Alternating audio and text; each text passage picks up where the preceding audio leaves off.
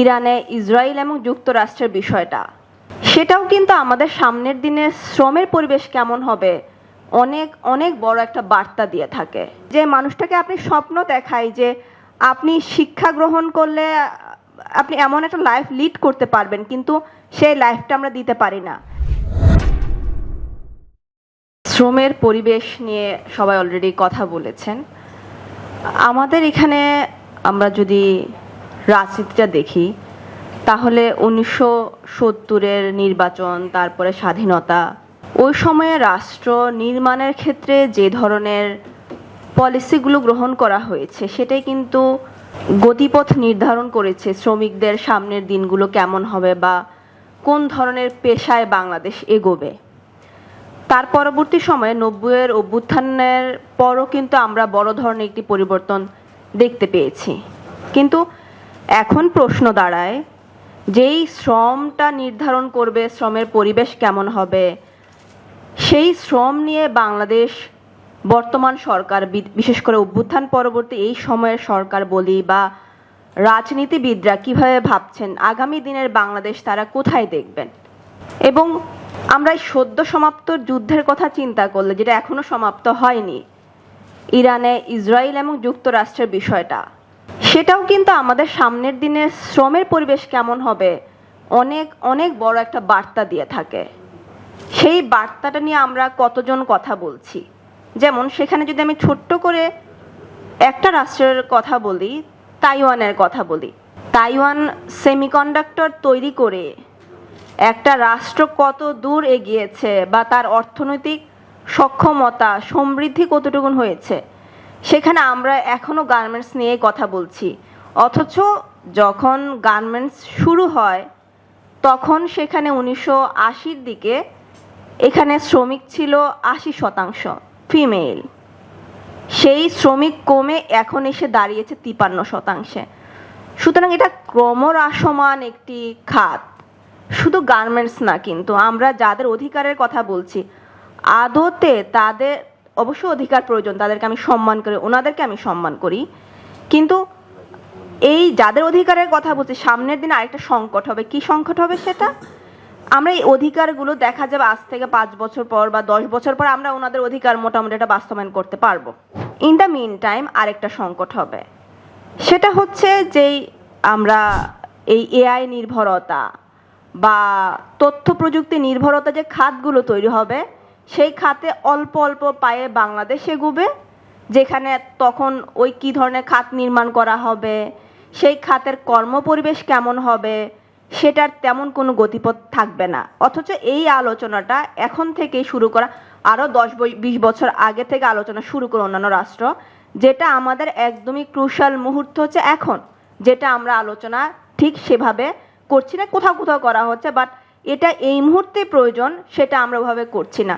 তো তখন যখন ভয়েস রেজ করা হবে তখন দেখা যাবে যে না, এখানে তো আমাদের এই খাত এত এত অধিকার বঞ্চিত হচ্ছে, অমুক হচ্ছে তমুক হচ্ছে, তখন গিয়ে আবার সেই ভয়েসটা আমরা তুলব যখন অলরেডি বাংলাদেশ 20 বছর পিছিয়ে যাবে। অলরেডি আমরা পিছিয়ে আছি ওই খাতগুলোতে। সুতরাং আমার কাছে যেটা মনে হয়, শ্রমের কর্মপরিবেশ নির্ধারণের ক্ষেত্রে অবশ্যই অবশ্যই রাজনীতিবিদদের ভূমিকা অনেক গুরুত্বপূর্ণ, নিঃসন্দেহে গুরুত্বপূর্ণ। এবং শুধুমাত্র যে একজন রাষ্ট্রের যে পরিচালক থাকবেন, সরকার প্রধান বা বিরোধী দলের নেতার ভূমিকা তো নিঃসন্দেহে অপরিহার্য। অন্যান্য রাজনীতিবিদ যারা আমরা যাদেরকে ছাত্র নেতা বলি বা বিভিন্ন সংগঠনের প্রধান বলি, ওনাদের রাষ্ট্র নিয়ে ভাবনাটা, ওনারা এখানে প্রেশার গ্রুপ হিসেবে কাজ করেন। এই প্রেশার গ্রুপ আদতে কতটুকু প্রেশার ক্রিয়েট করতে সক্ষম, তারা বাংলাদেশকে 20 বছর পরে কোথায় দেখতে চায় বা যেই বাংলাদেশ 50 বছর পর কোথায় যাবে, সেটা নিয়ে ওনাদের ভাবনাটা কি বা আদতে ওনারা ভাবতে পারছেন কি না, সেটা খুবই অপরিহার্য।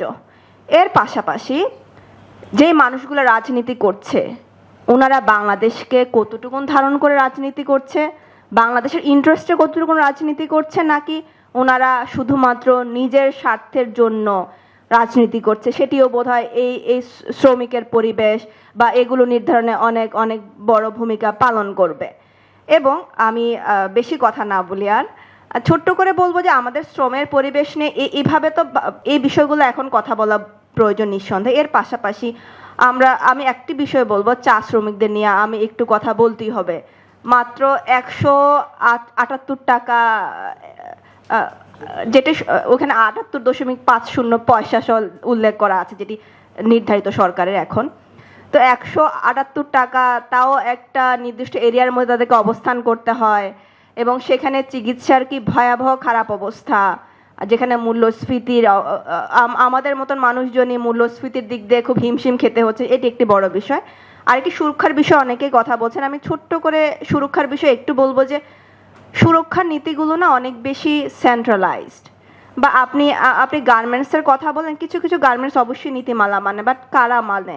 ঢাকার কিছু গার্মেন্টস। বাট আপনি একটু ঢাকার বাইরে যান বা নারায়ণগঞ্জের দিকে যান, এই যে সেন্ট্রালাইজেশন হয়েছে সব কিছুতে, নীতি প্রয়োগে সেন্ট্রালাইজেশন, ডেভেলপমেন্টে সেন্ট্রালাইজেশন, ট্রেনিং দেওয়ার ক্ষেত্রে ঢাকায় বসে আমি যে ট্রেনিংটা পাবো, আমি গ্রামের স্কুলে বড় হয়েছি, তো আমাকে ওখান থেকে আমার বান্ধবী, যাদেরকে আমার ছোট সময় যে বান্ধবীগুলো থাকে গ্রামের, তো অন্যরকম একটা সম্পর্ক থাকে। তো আমার দুজন আমাকে ফোন কল দিয়েছিল, তাও বছর 2-1 আগে, যে আমাদেরকে দেখে যেমন হয় যে ওদের কেমন একটা লাইফ লিড করছে, আমরা যদি একটা চাকরি করতে পারতাম। তো ওরকম ফ্রিল্যান্সিং এর কোনো ব্যবস্থা আছে কিনা বা জানতে চায়। তো ওনারাও কিন্তু কুমিল্লার কোনো একটা বিশ্ববিদ্যালয়ে পড়াশোনা করা মানুষ বা ভালো জানাশোনা মানুষ, বাট ওখানে সুযোগটাই নেই। এই যে আমরা ফোকাস করছি পড়াশোনার মানে তো ওরভাবে ফোকাস করা হয়নি, কিন্তু শিক্ষিতের হার বাড়াবো।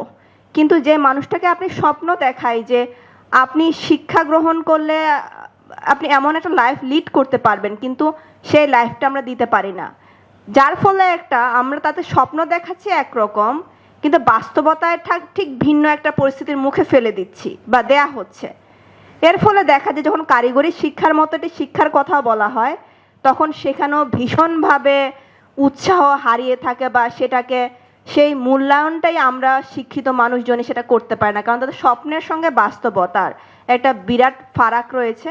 এবং এই যে রাজনীতিকে কেন্দ্র করে তো সব কিছু ঘটে থাকে, তো সেই জায়গা থেকে আমাদের এই সংস্কারের জায়গাগুলোকে সরকারকে যেমন বড় ধরনের ভূমিকা পালন করতে হবে, ঠিক তেমনিভাবে বিভিন্ন প্রেশার গ্রুপ যারা আছেন ওনাদেরকেও এখানে নিঃসন্দেহে শ্রমের আমরা পরিবেশ বলি এবং ভবিষ্যৎ পথরেখা বলি, সেভাবেই তাদেরকে ভূমিকা রাখতে হবে। ধন্যবাদ সবাইকে।